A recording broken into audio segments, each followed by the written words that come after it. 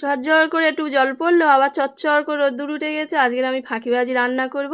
সদনা খাড়া কটা কেটে নিয়েছি, আর একটা ঝিঙে একটু সুইকে দড়ি হয়ে গেছে সেইটা কেটে নিয়েছি, কুমড়ো আলু সব নিচে একসঙ্গে আনাজপাতির ঘন্ট করব।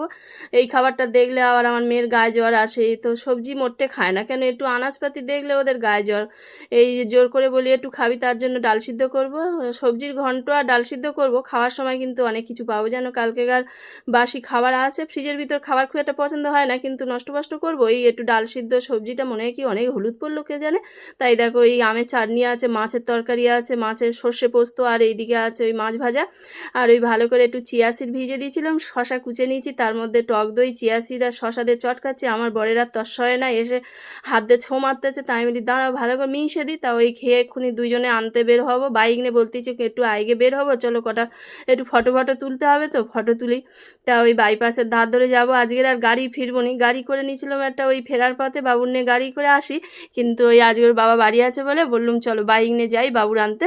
বাইপাস ধরে যাচ্ছি, রাস্তাটা পুরো যেন মনে হয় পাহাড়ের উপর উঠতেছে না, কি সুন্দর লাগতেছে না বাইপাসের রাস্তাটা, খুব ভালো লাগে। আর এত চড়া রোদ্দুর, আমার মুখ ফেটে গেল। তা ওই একটুখানি কটা ফটো তুলবো বলে এই পারে চলে এসেছি, ওদিকে আবার 1:50 আমার বেটার ছুটি। ঝটাপট কটা ফটো তুলে ওই বাবুর স্কুলে চলে এলুম, ওর বাবার হাত ধরে এখন চলেছে। বাবা পায় না তো কোনো দিন স্কুল থেকে বের হয়ে। আর এই দেখো আমাদের বাড়ির কাছে এই লিচু বাগানটা দেখে দিলাম, কি হারে লিচু হয়েছে দেখতে পেয়েছো। প্রত্যেক দিন লিচু ভাঙতেছে, সকালবেলা 5টার সময় তোমরা চলে এসো কিনে নিয়ে যাও। আর আমার ব্যাটার একটু ভাত খাইয়ে বলি মোসাম্বি লেবু রস করে দিই, তা কত ডিজাইন দে। মোটামুটি ক্যামেরাটা অন, ফোনটা অন করার জন্যই, ক্যামেরা অন দেখলেই ওর কত রকম ডিজাইন পায়। তা ওই দেখো লেবুটা মনে হয় টক হয়েছে, মুখের ভাবভঙ্গি কিরম দেখলে। আর এই তোমরা অনেকে লিচু বাগানটা জানতে চেয়েছো না, ভুলে গেছিলাম। তাই দেখো লিচু বাগানটা একদম ওই মদারহাট কালীতলা থেকে পাগলাবাদ দিকে রাস্তায় আসবে, এসে কর্মকার পাড়ায় ঢুকবে, একদম কর্মকার পাড়ায় বাগানটা। আর এই দীপিকা দিয়েছিল কটা কাঁচা মিঠে আম, অনেকগুলো দিয়েছিল, এখনো ফ্রিজে আছে। তা আজকের বলি একটু কেটে, ওর বাবা বাড়ি আছে, ও মা কাটতে কাটতে সে আমার গাল থেকে কলসি কলসি জল বের হয়ে গেল গো।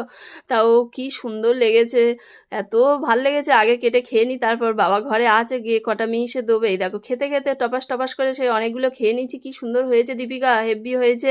আর গোটা দি খাওয়াবি কিন্তু, খুব সুন্দর লেগেছে, দারুণ আম। আমাদের বাড়ির ভিতরে একটা কাঁচা মিঠা আম ছিল, তা আমরা প্রথমে এসে বুঝতে পারিনি সে গাছটা কেটে ফেলেছিল। কাঁচা মিঠা আমের গন্ধে বাপ বেটা ধপাস করে উঠে পড়েছে।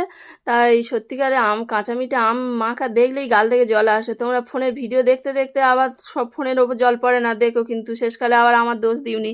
এই দেখো আবার এই লিচুগুলো বলি শুইকে যাবে, লিচু কটা আমার ব্যাটার ওই ছেড়ে ছেড়ে দিচ্ছি, ও কটা খাচ্ছে আমি কটা খাচ্ছি। লিচু আর গাছে এখন বড় হতে দেয় না, ছানা পোনা সব পেরে এনে বিক্রি করতেছে, বাজারে অনেক দত্ত। আর আমার ব্যাটার কাণ্ড দেখো, কখন ওর বাবার সঙ্গে চুপি চুপি বসে ওই খেলনার অর্ডার দিয়ে দিয়েছে, জানে মা জানতে